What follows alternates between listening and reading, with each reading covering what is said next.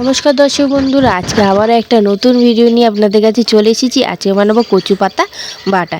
এখানে নিচে আমি কচু পাতা কচি পাতা নিয়েছি, এটা ধুয়ে নিয়েছি, কেটে নেবো। এদিকে আমি কড়া বসিয়ে দিয়েছি, কড়ার মধ্যে দেবো জল, দিয়ে দেবো কেটে রাখা কচু পাতাগুলো। কচু পাতা দিয়ে সামান্য নুন দিয়ে দিতে হবে যাতে গলাটা না কেটায়। এদিকে আমার দেখুন কচু পাতাটা মজে গেছে, আর একটুখানি সেদ্ধ হলে হয়ে যাবে। এদিকে আমার কচু পাতাটা সেদ্ধ হয়ে গেছে, তুলে নেব।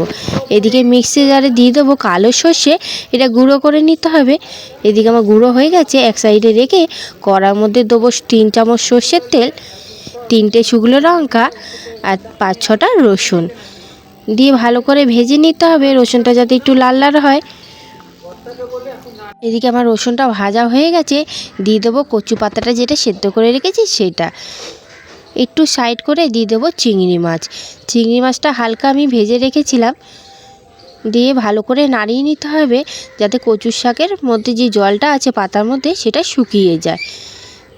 দিয়ে দেবো 3টে কাঁচা লঙ্কা মাঝখান থেকে চিড়ে, দিয়ে একটু নাড়িয়ে সামান্য নুন দিয়ে দিতে হবে আর সামান্য হলুদ দিয়ে ভালো করে ভেজে নিতে হবে। আমার জলটা দেখুন শুকিয়ে গেছে, এবার তুলে নেব। তুলে দিয়ে দেবো মিক্সি জারে দিয়ে এটা পেস্ট করে নিতে হবে। এদিকে পেস্ট হয়ে গেছে, আমি সাইডে রেখে ওই কড়ার মধ্যে 2 চামচ সর্ষের তেল দিয়ে দেবো কচু পাতাটা বেটে রেখেছি সেটা। একটু নাড়িয়ে দিয়ে দেবো মিক্সি জারের জল, একটু জল দিয়ে এটা নাড়িয়ে নিতে হবে।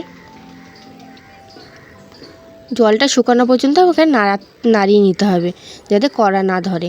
এদিকে দেখুন আমার হয়ে গেছে কচু পাতাটা, দেখুন পড়ছে না ঘন্টি দিয়ে, তার মানে হয়ে গেছে। তুলে নেব। এইভাবে আপনারা বাড়িতে একবার বানিয়ে দেখবেন, গরম গরম ভাত খেতে কচু পাতা দিয়ে দারুণ লাগে।